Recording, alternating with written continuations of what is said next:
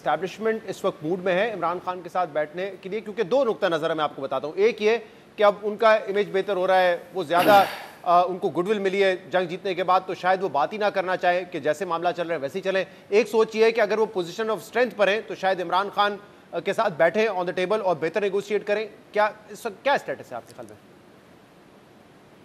नहीं, आप एक तरफ तो आप मुझे अभी ये कह रहे थे कि जी आप एक ही हैं, तो क्या ख्याल है कि जब वज़ीर आज़म ने ये बात की कि मैं आपके साथ बैठने को बात करने को तैयार आएँ आप स्पीकर चैम्बर में आ जाएं, तो वहाँ पे हम बैठ के जो है वो पॉलिटिकल इश्यूज़ के ऊपर बात करते हैं। सही। तो क्या वो वज़ीर आज़म ने जो है वो बिल्कुल ख़ुद से ही बात कर दी है। उस बात में यकीनन जो है वो कंसल्टेशन जो है वो होगी, और अगर वज़ीर आज़म ने ये बात की है जो कि की है, आपने भी सुनी है, मैं भी वही बात कर रहा हूँ, तो अगर उन्होंने बात की है तो बिल्कुल वो उस बात के ऊपर कायम हो। सही। और एहतजाज अगर आप तहरीक इंसाफ कह रही है कि हम करेंगे, दोबारा मुल्कगीर करेंगे, तो उससे आपकी हुकूमत कोई ख़तरा महसूस नहीं कर रही? नहीं, उससे तो मैं तो इनके लिए ख़तरा महसूस कर रहा हूँ। देखिए ना, ये सारे जो अपना लोग हैं, ये कोई दुश्मन मुल्क के लोग तो नहीं है ना, पाकिस्तानी हैं। तो मैं तो इनके लिए ख़तरा महसूस कर रहा हूँ। इनके लिए मैं महसूस कर रहा हूँ कि ये खामखा जो है वो अपने आप को जो है वो मुश्किल में, मुसीबत में जो है वो डालेंगे, और उस एहतजाज का जो ये करने जा रहे हैं उसकी कोई स्ट्रेंथ नहीं होगी, उसकी कोई वैल्यू नहीं होगी, उससे कुछ इनको हासिल नहीं होगा। वो ऐसा ही एहतजाज होगा जैसा एक दफ़ा आपको याद होगा कि इमरान खान साहब ने कश्मीर के ऊपर एक एहतजाजी तहरीक शुरू की थी पूरे मुल्क में, और कहा था कि जुमे के बाद हम हर जगह पे, हर तहसील, ज़िला, कस्बा, गांव पे जो है वो हम इतने मिनट के लिए जो है वो बाहर आके खड़े होकर एहतजाज किया करेंगे। तो उस एहतजाज का जो हाल हुआ था वैसे ही हाल इस एहतजाज का होगा। सही। अच्छा राना साहब, एक तो चले बात आगे ना बढ़े, वो एक मामला समझ आता है कि दोनों तरफ एक डेडलॉक है, लेकिन माहौल ख़राब मजीद करने में इस वक्त क्या हुकूमत अपना किरदार अदा कर रही है? क्योंकि एक तरफ तो देखें जो ATC के फैसले आए हैं उसमें MNA समेत 11 लोगों को सज़ा हुई है। अब आप कहेंगे देखें ये तो अदालती फैसले, लेकिन आपने खुद कहा है कि तर्ज सियासत जो है उस वजह से PTI मुश्किल में है।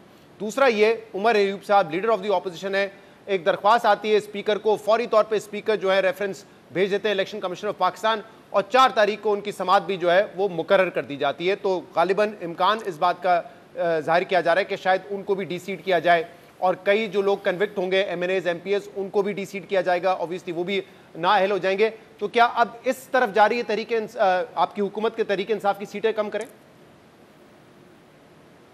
नहीं, देखें अब 9 मई के जो केसेस हैं वो अब और कितनी डिले उनमें होनी है। अब यानी सुप्रीम कोर्ट में वो जो डिले हो रही थी, उसमें सुप्रीम कोर्ट में जो मुख्तलिफ़ नौइयत की दरख्वास्तें पेंडिंग थी उस वजह से हो रही थी, वो सारी अब जो है वो उनके ऊपर डिसीजन हो गए हैं। तो अब जो केस अदालतों में चलेंगे तो अदालतें फ़ैसला तो करेंगी।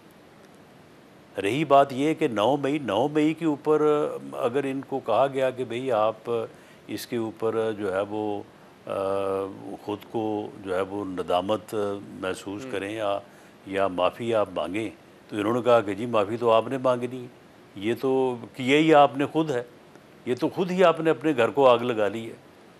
तो मामला ये कि ये सारे रवैये जब इसी तरह से रहेंगे तो उसके बाद फिर अदालतों में केसेस तो चलेंगे। और क्या 9 मई नहीं हुआ? 9 मई को जो कुछ हुआ वो किसने किया है? इन्हीं लोगों ने किया है। सब की वीडियोज़ मौजूद हैं, सब की एविडेंस मौजूद है, तो उसके मुताबिक आप अदालतों से फैसले तो होने हैं ना। और उमर अयूब साहब का क्या मामला है?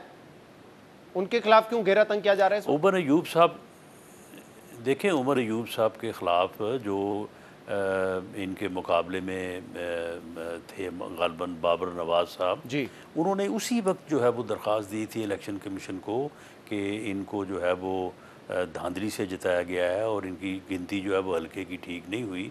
तो इलेक्शन कमीशन ने उसके ऊपर जब कार्रवाई शुरू की तो उमर अयूब साहब चले गए हाई कोर्ट में। अब हाई कोर्ट से जाके स्टे हो गया। सर हाई कोर्ट से स्टे इसलिए हुआ था, कितनी देर जारी रह सकता था? इसलिए हुआ था स्टे क्योंकि जो उन्होंने दरख्वास्त डाली थी बाबर नवाज साहब ने, वो 3 हफ्ते बाद डाली थी डेडलाइन खत्म होने के, इसलिए इस्लामाबाद हाई कोर्ट ने उनको स्टे दिया था। तो देखिए मामला ये है कि अगर दरख्वास्त जो है वो 3 हफ़्ते की बजाय जो है वो 3 हफ़्ते 1 दिन बाद दायर हुई, तो क्या इस बात के ऊपर अदालतें जो है वो रिलीफ देती नहीं है, इस बात की को कंडोन करती नहीं है। लेकिन बहरहाल इन्होंने दरख्वास्त दी और उसके ऊपर स्टे हो गया।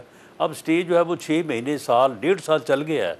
तो अब उसके बाद जब स्टे फारग हुआ है तो अब इलेक्शन कमीशन उसके ऊपर कार्रवाई करेगा, उसके बाद दोबारा अदालत में आ जाएँ।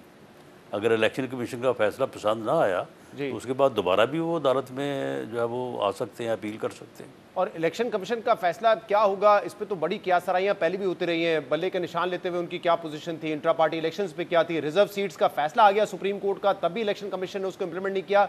तो इस इलेक्शन कमीशन, जिसका चीफ इलेक्शन कमिश्नर अपनी मुद्दत पूरी कर चुका है, आपने उनको बदला नहीं है, वहां से क्या एक्सपेक्टेशन होगी फिर? नहीं देखिए, मामला ये है कि अब इसकी एक्सपेक्टेशन जो है वो अदालतों में जब केसेस चलते हैं तो एक्सपेक्टेशन तो लोगों की होती हैं। वो एक्सपेक्टेशन जो है वो पूरी भी हो जाती हैं, वो पूरी नहीं भी होती। और अदालतों के मतलब जो है वो लोग अपने अंदाज़े, अपने कायफे जो है वो कहते रहते हैं। वो कौन था जिसने इलेक्शन के बाद फ़ौरन कहा था कि बस जी नवंबर आने दें, नवंबर में फिर ऐसे नहीं ऐसे हो जाएगा और हमारी बात भी हो गई है, हमारे साथ तय हो गया है। तो ये चीज़ें तो ये पाकिस्तान की सियासत का या पाकिस्तान की जुडिशरी का हिस्सा है। यहाँ पे चीफ जस्टिस साहबान जो है वो उनकी ऑडियो जो है वो सामने ही है। क्या कह रहे थे, वो क्या कर रहे थे? यानी वो जो आपने चीफ जस्टिस ऑफ की जी। जो मरियम नवाज शरीफ साहबा के मतलब जो आपने ऑडियो सुनी होगी, तो क्या फरमा रहे थे वो? तो ये चीज़ें जो हैं वो अब अगर इस माहौल में हैं तो फिर उनसे मतलब जो है वो क्या कहा जा अच्छा, सकता है? अगर आप साबिक चीफ जस्टिस साकिब निसार साहब की ऑडियो की बात करें तो उसमें तो काफ़ी सारी चीज़ें बाद में सामने आई थी कि वो शायद मुख्तलिफ जुमलों को जोड़ के बनाई गई थी। तो उस पर तो अभी तक कोई कानूनी उस पर तो पॉइंट ऑफ व्यू सामने नहीं आया। लेकिन कल आपने एक और चीफ जस्टिस साबिक चीफ जस्टिस काजी फाइज ईसा के हवाले से बात की, नईम अशरफ भट्ट साहब को जो आपने इंटरव्यू दिया, उसमें आपने कहा कि काजी फाइज ईसा को भी पाकिस्तान तहरीक इंसाफ ने इस इंतहा पे पहुंचा दिया था कि जो उनसे बाद में बानी पीटीआई के खिलाफ हुआ वो उन्होंने किया। क्या किया काजी फाइज से इमरान खान के खिलाफ? देखें, काजी फैज़ ईसा के साथ जो सलूक इन्होंने किया, जिस तरह से उसकी फैमिली को उन्होंने रुलाया, जिस तरह से उसको इन्होंने सुप्रीम कोर्ट से निकाल बाहर करने के लिए उसके ख़िलाफ़ जो है वो रेफरेंस दायर किया, जिस तरह से इनके गाली गलोच ब्रिगेड ने जो है वो उनकी जो है वो ख़िलाफ़ जिस किस्म की जहर अफशानी की, तो उसके बाद क्या कोई काजी फैज़ जैसा कोई कंप्यूटर तो नहीं थे ना, वो भी आखिर इंसान थे। तो क्या इंसान के ऊपर जो है वो इन चीज़ों का असर नहीं होता? अगर को आपके ख़िलाफ़, आपकी फैमिली के खिलाफ या मेरे ख़िलाफ़ अगर कोई इस किस्म की जो है वो मुहिम जुई करेगा तो क्या उसके ख़िलाफ़ उससे मुतल्लक मेरा कोई रद्द अमल उसके ऊपर नहीं होगा? तो ये पीटीआई का ख़ासा है कि कोई बात इनकी बात जो है वो किसी से जो है वो थोड़ी सी चले सही, उसके बाद ये ख़ुद ही जो है वो उसको इंतहा पे पहुँचा देते हैं। तो ये इन्होंने काजी फैज़ ईसा के साथ जो है वो जो किया, मैं समझता हूँ कि एक इंसान होने के नाते उनके ऊपर असरात होंगे, ज़रूर होंगे। और इन्हीं असरात के नतीजे में आपके ख्याल में बल्ला लेने वाली जजमेंट भी सामने आई और फिर रिजर्व सीट के हवाले से मौक़िफ़ भी आया काजी फैज़ ईसा का सामने? नहीं, इसके ऊपर तो उनका मौक़िफ़ है कि ये मौक़िफ़ रहा है काजी फैज़ ईसा का, और ये काफ़ी हद तक एक कानून के तालिब इल्म होने के नाते मैं ये बात उनके फ़ैसलों के हवाले से जो है वो ये ऑन रिकॉर्ड कह सकता हूँ कि उन्होंने यानी बाज़ फ़ैसले जो है वो सुप्रीम कोर्ट में आके कानून कुछ और कहता है, सियासी बुनियादों पे होते रहे, लेकिन उन्होंने फ़ैसले जो है वो कानून के मुताबिक किए। उन्होंने इसमें जो है वो सियासी तौर पे अवामी सतह पे क्या जो है वो प्रेडिक्शन हो रही है और क्या चाहा जा रहा है, इस बुनियाद के ऊपर नहीं गए। नहीं, तो फिर आप जब कहते हैं कि उन्होंने गुस्सा निकाला, वहाँ पे भी तो गुस्सा कहाँ पे निकाला फिर उन्होंने, पाकिस्तान तहरीक इंसाफ या इमरान खान के खिलाफ? देखिए, मामला ये है कि उन्होंने अपने तौर पे जब भी उन्होंने अपने फ़ैसले जो किए हैं तो उन्होंने कानून को मद्देनज़र रखते हुए जो है वो फ़ैसले किए हैं। हो सकता है अगर उनके साथ ये हशर इन्होंने ना किया होता तो वो कहते हैं ना कि जो अदल है that should be tempered with mercy, यानी अदालत जो है वो रिलीफ जब देती है जी। तो वो फिर बाज़ औक़ात जो है वो मर्सी के तकाज़ों पे होता है। तो वो रिलीफ जो है वो तो फिर उसी वक्त देता है ना जब किसी को कोई थोड़ा बहुत जो है वो किसी के ऊपर जो है वो कोई तो राणा साहब, जो है लेकिन वो देखिए, एक आपने कहा कि अगर अच्छा आपके हवाले से ये हो या अच्छा र्यूमर हो, आपके हवाले से इस तरह का तर्ज अमल हो या मेरे हवाले से हो, तो हम उसका गुस्से का इजहार करेंगे, हम कोई कंप्यूटर नहीं है। लेकिन जो शख्स चीफ जस्टिस के ओहदे उस मनसब पर हो, उनको तो इन चीजों को बालातर करके फैसला करना चाहिए ना। जी बिल्कुल 100% बालातर हो के फ़ैसला करना चाहिए। और उनका भी यही मौक़िफ़ था और हमें बादियों नज़र में ये कहना चाहिए कि उन्होंने इन चीज़ों से बालातर हो के फ़ैसले किए हैं। लेकिन बहरहाल पाकिस्तान की तारीख़ में, जुडिशरी की तारीख़ में ऐसे मामलात भी हैं कि बाज़ लोग इससे बालातर नहीं हुए।